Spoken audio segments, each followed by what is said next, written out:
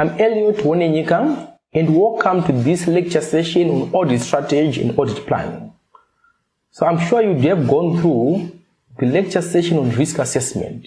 So audit strategy and audit plan is a follow-up to a risk assessment. So we are saying the auditor would have done the risk identification process.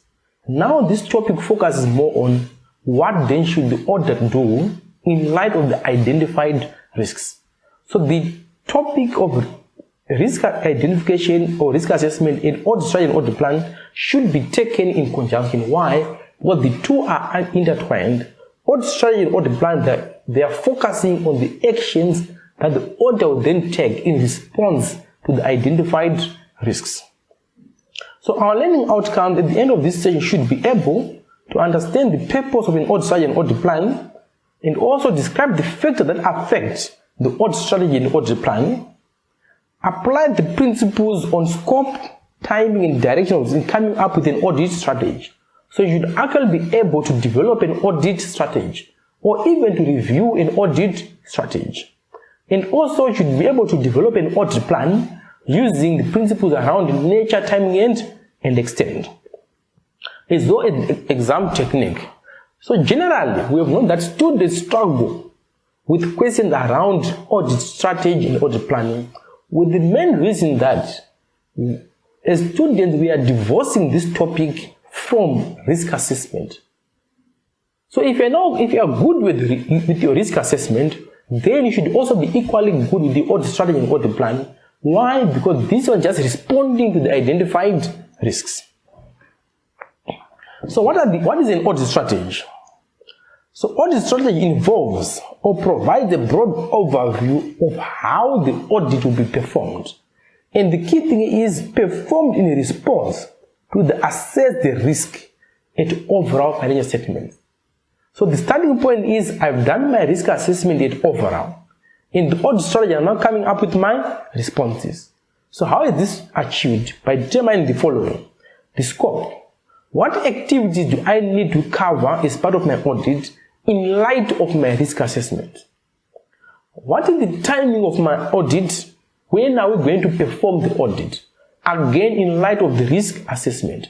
Direction. Provide the focus areas of the audit. Then lastly, based on the profile of the client and the risks associated with the client, what resources do I require to perform the audit? Do I need IT experts? Do I need an increase in the audit fees? Maybe this is a group setup and the companies acquired additional subsidiary companies. So does it mean we require an increase in audit fees? Do we require an increase in the number of team members? So those are all the things that you are answering as part of developing the audit strategy.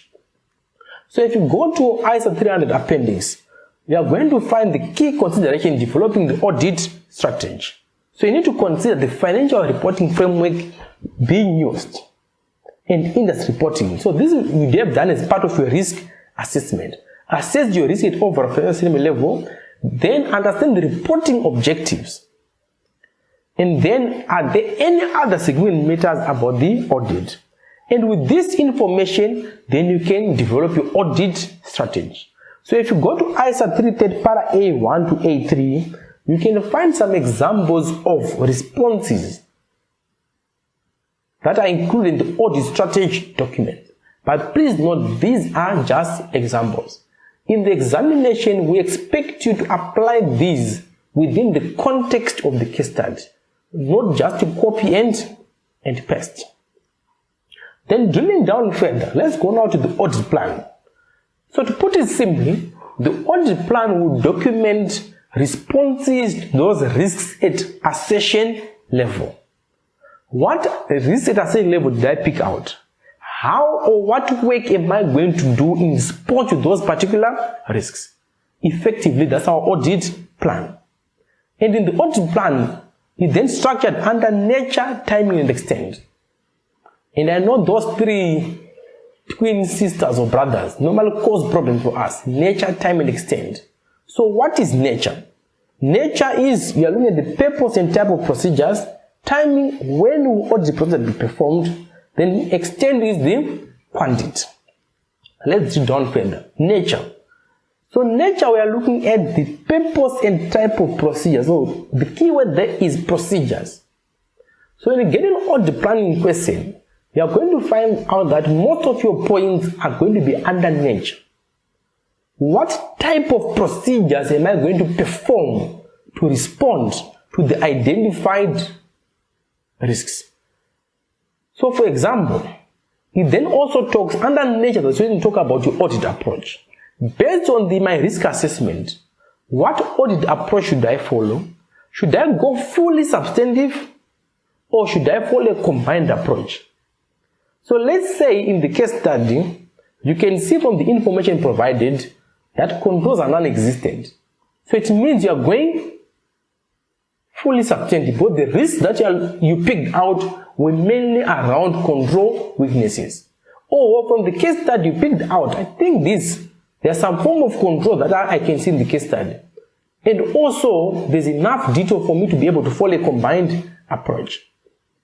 Then on the type, it speaks to how exactly you are going to gather the audit evidence. Is it going to be through inspection? Is it going to be through observation? So on the audit approach aspect, which approach should I consider? We have got this necessity, desirability, possibility that at times can be very dangerous in the exam. Why? It's not always that you have to talk to necessity, desirability, and possibility. It's contextual. Let's say I've given you information around an internal audit, a report from an audit, the internal audit, and they've raised a specific issue.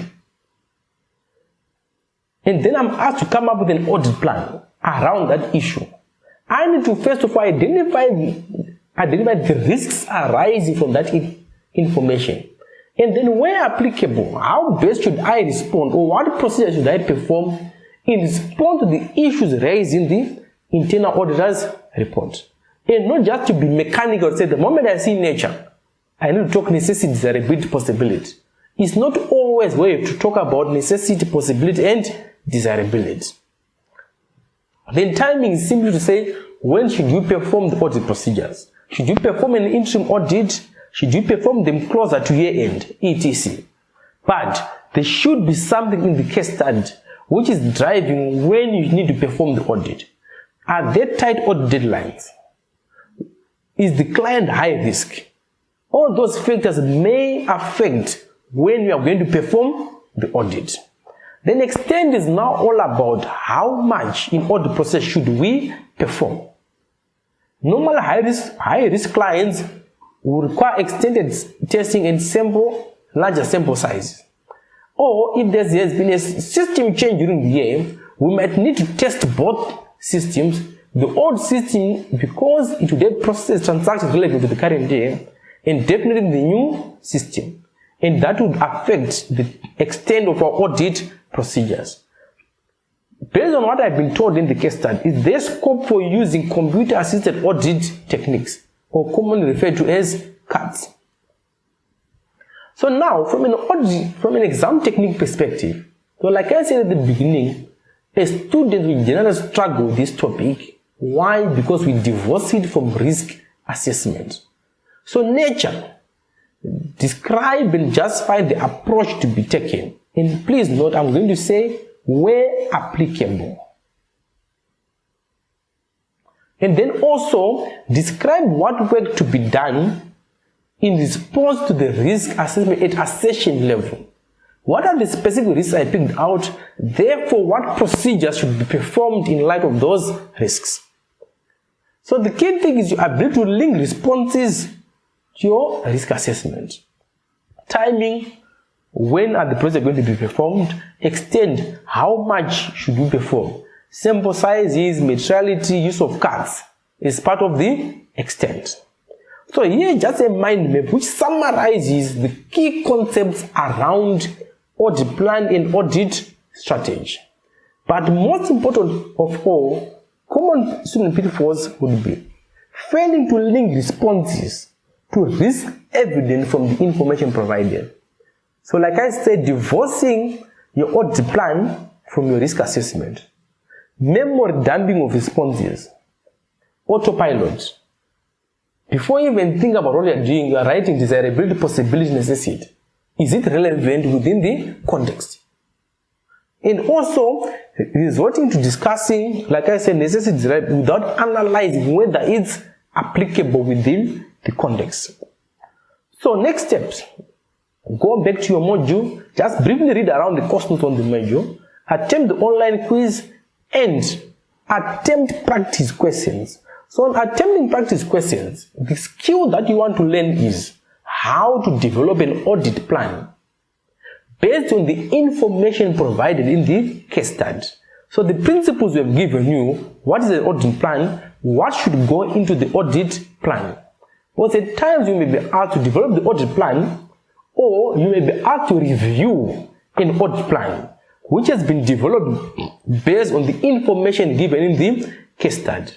And from attempting the tutorial questions, you should be able to identify the issues that you will be struggling with. And those issues, bring them to class. Let's discuss them. Come for a consult or send an email to the audit department team members so that you can get elaboration about how exactly you should be able to address them. So ladies and gentlemen, if you've got any further questions on audit strategy and audit plan, feel free to contact the audit department team members on those email addresses given. But otherwise, I wish you all the best in your studying of audit strategy and audit plan. But as a final word, I would say, please avoid memory dumping. Always link your audit strategy, audit plan to your risk assessment. Chances are high, if you are struggling with audit strategy and audit plan, it's because you are having problems with your audit strategy, with your risk assessment. So thank you very much for taking time to watch this video lecture material. I hope you are going to have enjoyable studies.